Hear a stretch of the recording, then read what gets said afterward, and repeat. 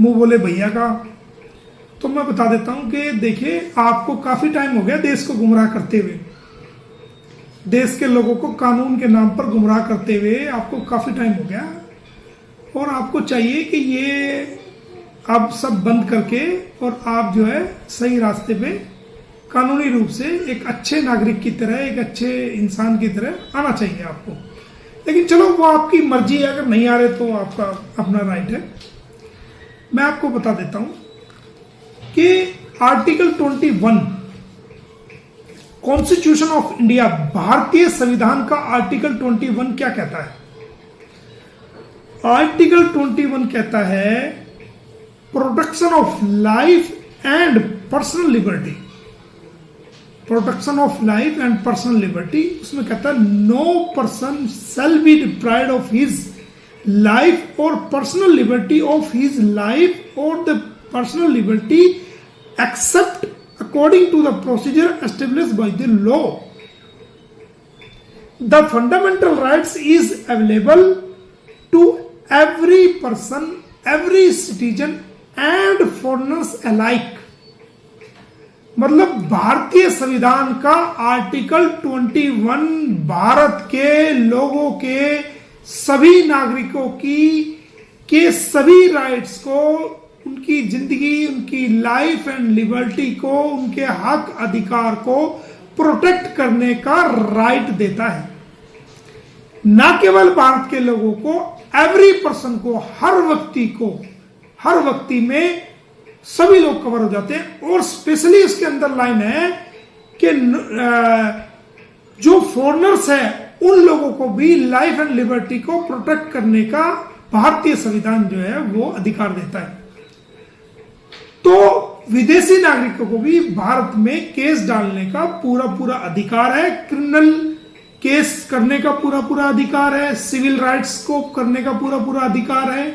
और जो लोग ऐसा कह रहे हैं वो गलत है। 83 उन लोगों के लिए है जो कि भारत में व्यापार एक्सेट्रा करते हैं और जिनका पैसा फंस जाता है, या जिनको सिविल राइट्स में रिकवरी राइट्स, पैसे की रिकवरी से संबंधित कोई मामला होता है, वो सीपीसी है। दो प्रकार की प्रक्रियाएं हैं, एक है सिविल राइट्स, एक है क्रिमिनल राइट्स। तो सिविल राइट्स में हमने मुकदमा नहीं डाला है, हमने सीआरपीसी की सेक्शन 156 की सब सेक्शन 3 के अकॉर्डिंग हमने इलाका मजिस्ट्रेट को माननीय न्यायालय में एक कंप्लेंट फाइल की है, जिसमें 156(3) में माननीय न्यायालय को यह पूरा अधिकार है कि अगर कोई पुलिस अधिकारी जिसको कंप्लेंट दी गई है किसी भी क्राइम के संबंध में, किसी भी अपराध के संबंध में, और वो पुलिस अधिकारी उस मामले में कोई लीगल एक्शन नहीं लेता, एफआईआर दर्ज नहीं करता, मामले को सही से इन्वेस्टिगेट नहीं करता, तो कुछ समय सीमा बीत जाने के बाद आला अधिकारी को भी हमने अप्रोच किया था, बट किसी प्रकार की उसमें लीगल एक्शन पुलिस द्वारा ना होने की वजह से हमने कोर्ट में ये एक कंप्लेंट फाइल की थी 156(3) के तहत, जिसमें ऑनरेबल मजिस्ट्रेट को पूरा राइट है। और गुलाम हैदर को राइट था, तभी तो ऑनरेबल मजिस्ट्रेट ने उसको सुनने के बाद एसएचओ जेवर को नोटिस जारी किया है। तो ये हमने जो कार्रवाई की है वो सीआरपीसी के तहत की है, और सीआरपीसी अलग है और आप हवाला दे रहे हैं 83 सेक्शन सीपीसी का। सीपीसी अलग है, ये सीआरपीसी है, आपको समझना चाहिए। दूसरी बात, सीपीसी में भी बहुत सारे मुकदमे मैंने फॉरेनर्स के मैंने डाल रखे हैं और वो हो रहे हैं और उनकी डिग्री भी हुई है। करोड़ों रुपए के करीब मैंने सीपीसी के अकॉर्डिंग ही मैंने लोगों को मुआवजा दिलवाया है। जिनके लोग यहाँ पर एक्सीडेंट में या जिनके लोग वहां पर बम ब्लास्ट में मारे गए थे, उन लोगों को मैंने काफी लोगों को मुआवजा दिलवाया। वो सभी न्यायालय से केस हुए हैं। तो देश को गुमराह आप ना करें, कृपया आपसे ये है कि आपको जितना गुमराह करना था आपने कर दिया, अब आगे लोगों को गुमराह ना करें। हमें पूरा राइट है, हम पूरी कार्रवाई कर रहे हैं। आप तो सिर्फ ये सोचिए कि आपको अब बचाव करना कैसे, आपको बचाव करना कैसे। ये तो रहा सवाल कि हमें राइट था नहीं था, उसका जवाब मैंने आपको दे दिया। इसके अलावा कुछ बातें और सामने आई है। कहा जा रहा है कि भाई हमें सीमा को हरास किया जा रहा है, सीमा को थ्रेट दिया जा रहा है, सीमा के बच्चों को खतरा है। तो हरास तो गुलाम हैदर हुआ है, जिसने 18 लाख रुपए का मकान 2 साल पहले सीमा को खरीद के दिया, और आनंद फानन में वो 12 लाख का बेच करके उसको बच्चे को लेकर के, और वो चारों बच्चे को लेकर के वो इलीगल तरीके से भारत में आ गई और इलीगल रिलेशन में रह रही है। तो वो कानून में कोई उसका तलाक नहीं हुआ।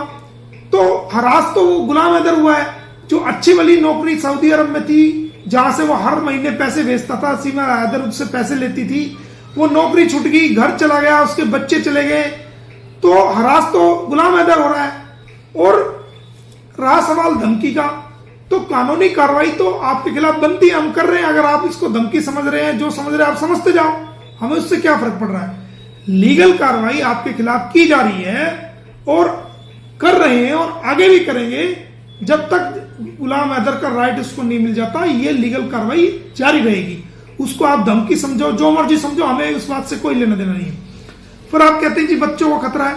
बच्चों को खतरा एक ऐसे बाप से है क्या जो खुद आंसुओं से रो रहा है अपने बच्चों के लिए, और हमारे भारत की जनता से हाथ जोड़ के वो अपील कर रहा है कि भाई मेरे बच्चे वापस दिला दो। हम भारतीयों को पुकार रहा है, हमारे भारत की यशस्वी प्रधानमंत्री जी को पुकार रहा है, हमारे मुख्यमंत्री उत्तर प्रदेश के योगी आदित्यनाथ जी को पुकार रहा है। तो वो तो एक कानूनी तरीके से चल रहा है और सरकार से कानूनी तरीके से मदद मांग रहा है, और उससे एक बाप को उसके बच्चों से या उसके बच्चों को उसके बाप से क्या खतरा हो सकता है। ये सब फिजूल की बातें हैं। वो एक आपने कहावत सुनी होगी, खिसियानी बिल्ली खंबा नोचे। अब कुछ सामने तो बन नहीं रहा, अब इस तरह की अनगढ़ बातें कहेंगे तो हमें पूरा राइट है। सीआरपीसी के तहत 156(3) में हमने फाइल किया है, और सिविल में भी हमें पूरा राइट है हर प्रकार के स्टेप लेने का।